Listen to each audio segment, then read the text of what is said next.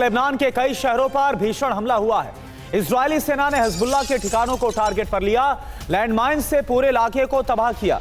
धमाकों की आवाज से थर्राया दक्षिणी लेबनान।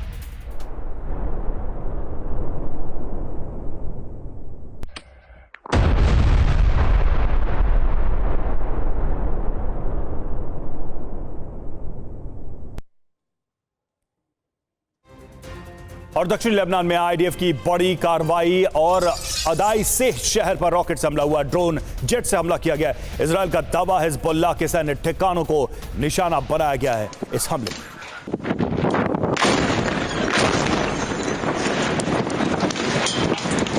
अदाई से शहर पर ये हमले किए गए, हिजबुल्लाह के ठिकानों को टारगेट किया गया और ये देखिए तस्वीरें किस तरह से इन ठिकानों को हिट किया गया है।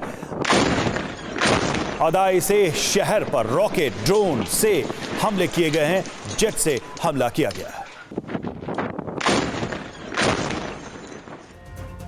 तो जिस तरह से आईडीएफ की तरफ से हमले किए जा रहे हैं, यह साफ नजर आ रहा है कि हिजबुल्लाह का अंत जल्द हो सकता है। 36 घंटे में लेबनान में लगातार भारी बमबारी की गई। कहां कहां पर अटैक हुआ ये आप देखिए। दक्षिणी लेबनान के कई शहरों में अटैक हुआ है। बेंट, जैबल, अदाई से शहर, ये वो इलाके हैं दक्षिणी लेबनान के जहां पर हमलों को अंजाम दिया गया। सैन्य डिपो, कमांड सेंटर, टनल और टॉप कमांडर्स को टारगेट पर लिया गया है इजरायल डिफेंस फोर्स की तरफ से।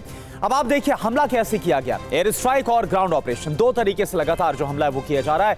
एयर स्ट्राइक कहां पर की गई? हथियार डिपो पर एयर स्ट्राइक की गई और रॉकेट लॉन्च सेंटर्स पर एयर स्ट्राइक की गई, यानी कि जो हथियार की ताकत है उसको खत्म करने के लिए आईडीएफ की तरफ से ऑपरेशन किया गया। और इसके अलावा ग्राउंड ऑपरेशन, सीक्रेट टनल्स और कमांडर्स पर अटैक किया गया। इस तरह से हमले को अंजाम दिया जा रहा है। 23 घंटे में हिजबुल्लाह के कई कमांडर्स की मौत भी हुई इसमें हमले में। टॉप कमांडर अहमद जाफर मठूक की मौत हुई है, जो जानकारी इस वक्त सामने आ रही है।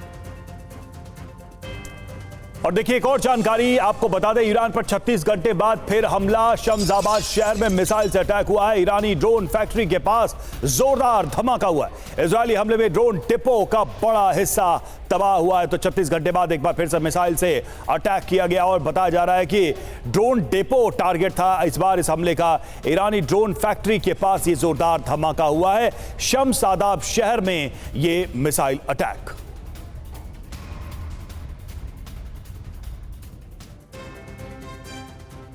तो इजरायल ने ईरान पर हमले की नई रणनीति बनाई है, ये भी जानकारी आपको हम दे रहे हैं एक एक करके। देखिए ईरान पर टारगेट अटैक की प्लानिंग है, यानी कि बहुत ही फिक्स करके ये हमले किए जाएंगे। निशाने पर क्या? तो एयरबेस, एयर डिफेंस सिस्टम, ये निशाने पर रहेगा नई रणनीति के तहत। और साथ ही रडार सिस्टम, ड्रोन फैक्ट्री, ये सारी चीजें इजरायल के निशाने पर। देर रात शम्साबाद शहर पर भी हमला किया गया और यहां पर भी बताया जा रहा है कि ड्रोन डिपो को टारगेट किया गया। इजरायली टारगेट पर कैमिकाजी ड्रोन फैक्ट्री थी जिसको हिट करने का यह प्रयास था। हमले में ड्रोन फैक्ट्री को भारी नुकसान हुआ है, यह भी जानकारी सामने आ रही है। तो इस तरह से इजरायल की यह नई रणनीति नजर आ रही है हमले को लेकर। और इजरायल को ईरानी सेना की नई धमकी भी सामने आई है। ईरानी सेना ने अपने एक्स हैंडल पर लिखा है, इजरायल को करारा जवाब मिलेगा। इजरायल के हमले का भयावह परिणाम होगा। इजरायल में आज रात हमले की आशंका। तो ईरान का पहला टारगेट इजरायल का नेगेव रेगिस्तान हो सकता है, जो जानकारी आ रही है। ईरान पर हमले के लिए F-35 का इस्तेमाल हुआ है और इजरायल के इसी बेस पर F-35 फाइटर जेट की तैनाती है। यहां पर इजरायल का सबसे बड़ा रनवे भी है, जहां पर बड़े कार्गो विमान आसानी के साथ उतर सकते हैं। नेगेव रेगिस्तान में इजरायल का एटमी ठिकाना है।